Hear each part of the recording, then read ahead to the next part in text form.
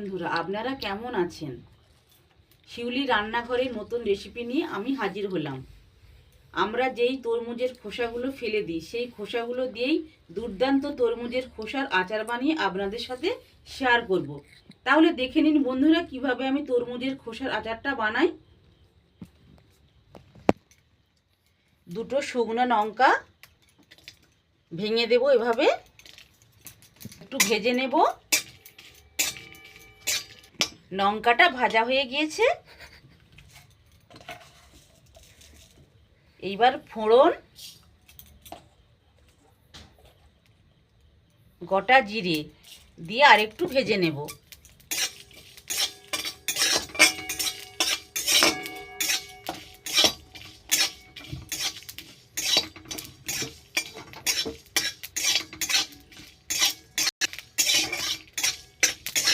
হয়ে গিয়েছে, এবার নামিয়ে নেব।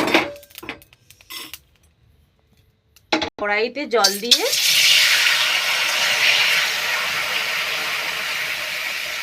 তরমুজের খোসাগুলো সেদ্ধ করে নেব।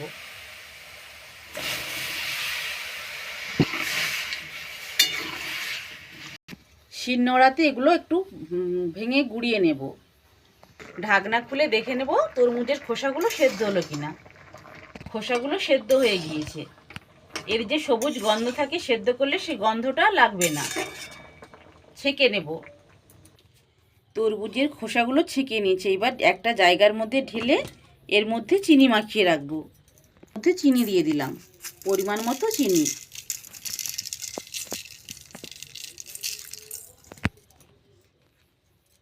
মাখিয়ে কিছুক্ষণ ঢাকা দিয়ে রেখে দেব।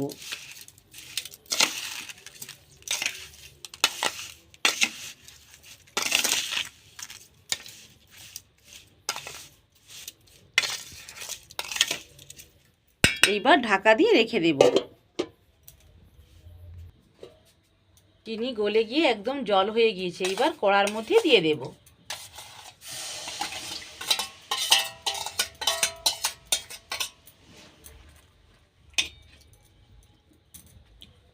সামান্য পরিমাণে লবণ দিলাম।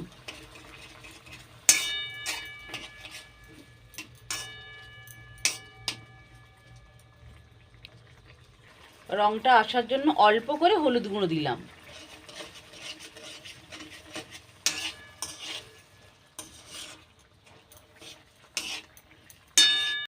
বেশ খানিকক্ষণ ধরে ফুটিয়ে নেব। এখানে অল্প তেঁতুল ভিজিয়ে রেখেছিলাম। এবার তেঁতুলের কাঁধটা এর মধ্যে দিয়ে দেব।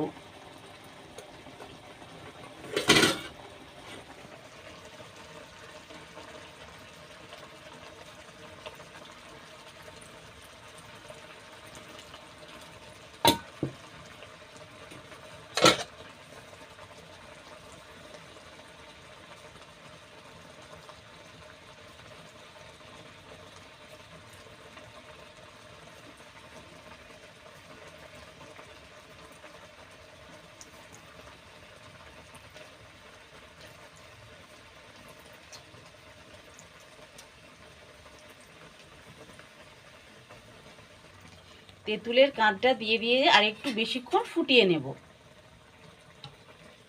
জাল দিয়ে অনেকটা রস শুকিয়ে নিয়েছি। এইবার ভেজে রাখা গুঁড়ো মশলাগুলো দিয়ে দেব।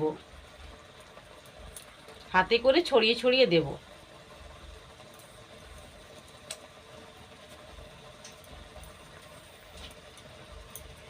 বন্ধুরা, কালারটা কত সুন্দর এসেছে। আর একটু ফুটিয়ে নেব। বন্ধুরা, রেডি হয়ে গেল আমার তরমুজের খোসার আচার। এইবার নামিয়ে নেব। বন্ধুরা, তৈরি হয়ে গেল তরমুজের খোসার টকঝাল মিষ্টি আচার। আমার ভিডিওটা যদি আপনাদের ভালো লেগে থাকে, তাহলে আপনারা এই চ্যানেলটাকে সাবস্ক্রাইব করবেন এবং প্রচুর প্রচুর লাইক, শেয়ার ও কমেন্ট করবেন। নমস্কার।